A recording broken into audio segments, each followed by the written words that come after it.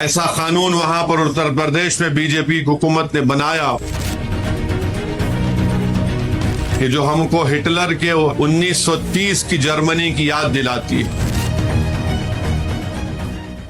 ہم کو یہ بات ذہن نشین کرنی چاہیے کہ تلنگانہ میں بی جے پی کے 8 اراکین پارلیمان کی کامیابی ہوئی ہے، اس لیے بہت ضروری ہے کہ ہم ان فرقہ پرست طاقتوں کو، ان کے بڑھتے ہوئے قدموں کو روکیں گے اور ہم اپنی ریاست کو جو یہاں پر بھائی چارگی اور محبت ہے اور ہم اس کو مضبوط کریں گے، کیونکہ ہم یہ دیکھتے ہیں کہ جہاں کہیں بھی بی جے پی کی حکومت ہے وہاں پر ہم کو یہ دیکھنے میں آتا ہے کہ مثال کے طور پر اتر پردیش میں بی جے پی کی حکومت نے ایک ایسا قانون نکالا کہ چاہے کوئی ٹھیلا بنڈی کے اوپر آم بیچ رہا ہو، یا کوئی بنڈی کے اوپر چائے اور سموسے بیچ رہا ہو، یا پھر اگر کوئی ہوٹل کا مالک ہو یا ڈھابے کا مالک ہو، یا پھر اس ہوٹل میں اگر کوئی مسلم ملازم کام کرتے ہیں، تو اتر پردیش کی حکومت نے یہ فیصلہ لیا کہ بنڈی والے کو آم بیچنا ہے اپنا نام لکھنا پڑے گا، چائے اور سموسا بیچتے ہیں تو اپنا نام لکھنا پڑے گا، بتانا پڑے گا، ہوٹل کا اگر مالک ہے یا اگر ہوٹل کا نام کچھ اور ہے تو اس کو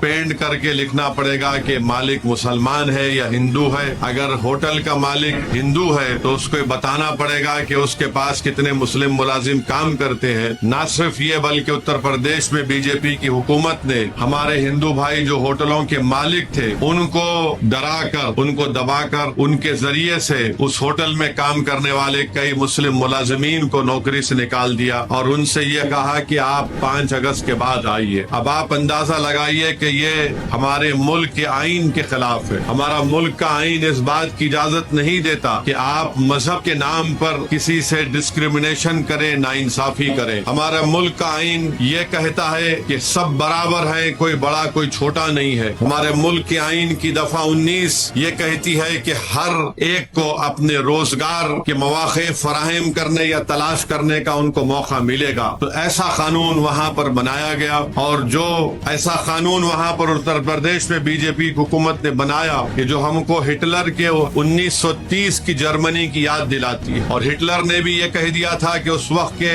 جرمنی میں موجود یہودیوں سے کہ آپ کو اپنے دائیں ہاتھ کے اوپر ایک سٹار آف ڈیوڈ یعنی نشان ہوگا، اس کو آپ کو ہاتھ پر پٹا باندھنا پڑے گا۔ پھر اس کے بعد ہٹلر نے کہا کہ یہودیوں سے کوئی سامان نہیں خریدے گا، ان کا بائیکاٹ ہوگا۔ تو یہ جو فیصلہ اتر پردیش کی یوگی حکومت نے لیا وہ ہٹلر کے اس فیصلے کی یاد کو تازہ کرتا ہے، اور ہمارے بھارت کی آئین کی دفعہ 17 یہ کہتی ہے کہ کوئی بھی کسی بھی قسم سے انٹچبلٹی کو اس کو فروغ نہیں دے گا۔ تو الحمدللہ سپریم کورٹ نے اس فیصلے پر روک لگائی، اور پھر دوبارہ بھی سپریم کورٹ کے پاس جب جمعے کے دن اب یہ مسئلہ آیا تو سپریم کورٹ نے کہا کہ وہ اسٹے برقرار رہے گا۔